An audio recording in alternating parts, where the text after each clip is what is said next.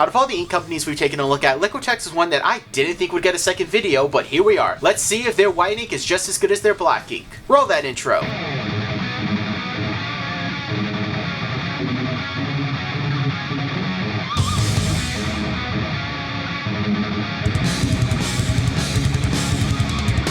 What's up guys, I'm J.Rod of BLACKEST, and today we're taking a look at the Liquitex Professional Acrylic Ink Titanium White. I'm really curious to give it a shot as I actually did enjoy using their carbon black ink, so I figured let's give their white ink a shot. And of course we're going to do this in our normal sketchbook.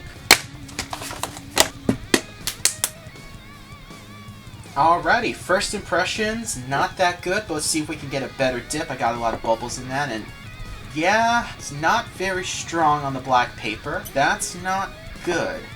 Okay, we got a bit of a stronger, more solid line there. I'm wondering if I'm getting too many of the bubbles here when I was actually shaking it, so maybe shaking it was not the best idea. Let's go for a deeper dip and give it a shot now, and okay, that's a lot better. So we need to really get a deep dip in there, but we're not going to get as many solid, consistent lines. So that makes me think maybe this ink is really meant more for, oh, we got a good solid line there. But I think maybe this is meant to be used more for a brush, so that's kind of interesting. Perhaps the actual quill nibs will work better. Of course, it is smaller, so the ink may be more condensed, because there's a lot of bleeding right here, which is not good. We're really not getting those solid, strong lines. Even in areas where it does start out pretty strong, we still get bleeding here. Maybe a little smaller. Definitely more concentrated, definitely working better. So getting that line variation is going to be a little more difficult on the actual black paper. I know on camera it doesn't look too bad, but let me tell you, in person it's not quite there. Let's go ahead and do a quick test with our quill nib. I think that will be the preferred nib with this actual one, but we have to test and see.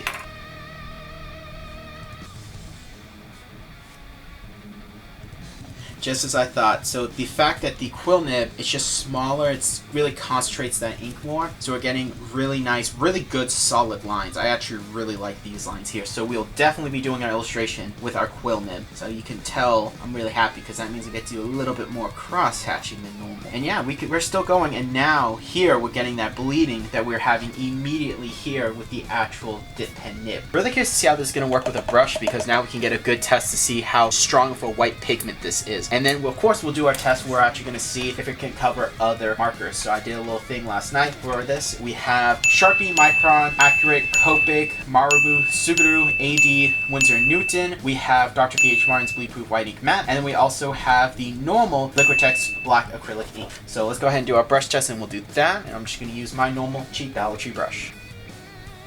Very bubbly. I think that is part of it being shaken, and it is definitely one I'm gonna have to put a few layers in, because it's coming off more chalk. Like when you put chalk on a chalkboard, then it actually is white. So I don't like that. I definitely would prefer a stronger white pigment. We may have to layer it a few times, so that is kind of interesting. I really don't like that, especially here. You can see where this is drying. It actually does let more of the black shine through, so this definitely will be one that we have to put a few layers in. You can already see getting a bit of a brighter white. On camera, it is not as bad as it is in person. Let's see if I can adjust my settings real quick. This is more accurate to what I'm seeing in person. Just had to change some of those settings there. So that is a shame. And I don't think it's really just the bubbles, because there's only so much the bubbles could change. So maybe don't shake this one up. But yeah, you can see here, it is not a very strong pigment at all. I don't think I can truly say this is the worst white ink I've ever used, but it's far from the best. At least this one works. One of the last ones we took a look at actually couldn't even work in the freaking technical pens that it advertised it was made for. So at least it can work. At least it actually can get on the page. Let's go ahead and do our actual test with our piece of paper here. Starting with Sharpie. This one,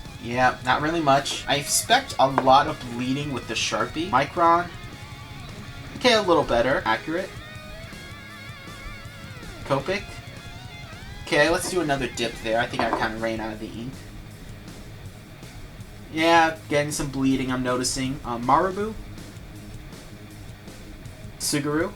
I think this one is best shot because this one actually kind of faded. I don't know why. AD is probably not going to work. It's more heavy in the alcohol, so it tends to bleed and really turns white ink gray. You kind of see a little bit right there. Winsor & Newton, I don't think that will work at all. Main reason is because Winsor & Newton's my go-to ink. It's a very good, very strong black. Let's go ahead and do the actual Dr. P.H.Martin's BLACKEST. I'm actually thinking this one's going to bleed the most, as it's not smudge proof and it does bleed a bit, so Yeah, it's more gray, so especially if I start to go over it here, you're gonna see it's turning gray. How can you say this ink is bleed proof? It's not. P.H. Martin, I try to like your company, but you just keep making stuff that's bad. And then of course we'll do the normal Liquitex Carbon Black. And that one's actually not that bad. There is a little gray right here I am noticing. Let's see if we can actually accentuate that, and we can. Yeah, that's no bueno. I don't like that, because if I can't use this with its own brand and I have to worry about it actually like I know the wet on wet method's a thing with acrylic inks and stuff, don't get me wrong, I know that, but this has had plenty of time to dry. I did this like literally like 24 hours ago, so there's no excuse that this is doing this. So looking at it, this white ink really doesn't do a good job covering any of these areas here, and if anything, it's making it more gray, which I guess if you want that in your art, you can do that. I don't want to, so I won't. This is not good. I don't like this. I don't like this gray. I don't like the fact that we're not able to actually cover any of these. This is a really horrible test. No matter how many times we layer it, it's going to become more gray. On camera, I will say that the actual Subaru one doesn't look that bad, but in person, it's pretty bad. There's a lot of gray. And that's really what I'm noticing with these white acrylic inks, is that they are actually kind of more of like a diffuser. They're more like a blender. You can really create a good blend layer with them. So that's kind of unfortunate. I really would want something with a bit of a stronger pigment. I still think that the Dr. P.H. Martin's bleed proof white ink is one of the best white inks I've ever used, especially for actually drawing on black paper. It's really good. And I may actually re-review this, considering the fact that I've gotten a lot better as an artist. So keeping that in mind, I think I'm going to change up the illustration that we're going to do, and I'm going to try and actually do something that will work kind of with what we're getting here. So let's go ahead and take a look at that. So today's illustration is of Wrath. I got this black piece of paper. I did some sketches. I will say I did do this about a year ago, before I did my really in-depth study of bat anatomy and wings, so the wings are a little off and not up to my normal standard of drawing them. So I do apologize, but I still want to ink this the way that it was penciled, so we're going to do that, and let's go ahead and roll that super time lapse.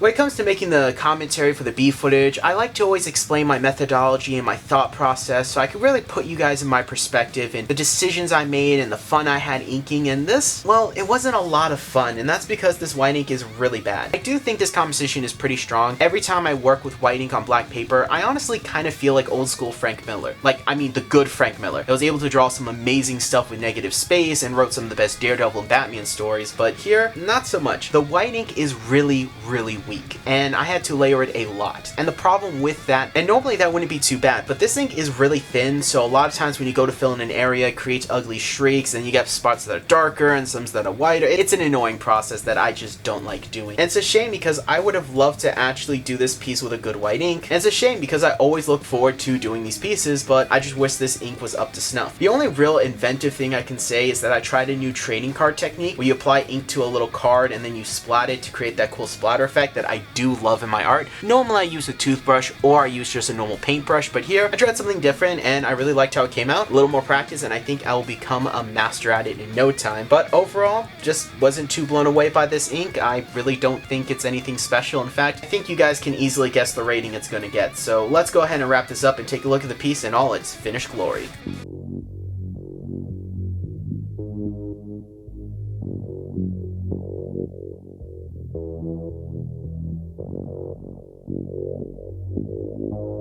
Alright, and that's as much as I'm going to do with it. I think I'll fix it in post. Hey, you guys back here early. How you doing? Yeah, we're done. Like how it looks. It is available on my Artsy account for a $1 digital download. It's the first link in the description down below, and it really does help the channel out. I don't think this is the strongest negative drawing we've done, but I still think it's really good and something that I'm really happy that we did. So let's go ahead and put this to the side and actually talk about the ink itself. And to be honest, it's not the worst white ink I have ever used, but it's nowhere near close. I would say this is even below average. I think the main problem with this ink is that it is very weak. There's very little power to the actual pigment and it's unable to cover anything really easily. This took a lot of layering and work to get it to look here, and even this area here, I couldn't get it fully covered no matter how many times I tried, so I have to leave it, and I will fix it in post for the digital download, so don't worry. But yeah, that's a huge problem. And you can't even layer it on top of other inks because it will blend and create a gray, so that's not good either. You can make a problem that it was the inks that we put this on, but when every single one was bleeding and blending with this, I think you gotta have to blame this one for that. So So because of that, I'm actually going to rate this a 1 on my scale of 1 to 10. It's not the worst, it's not totally unusable, but there are far better white inks to use. I heavily recommend the Dr. P.H. Barnes Bleed Proof White Ink,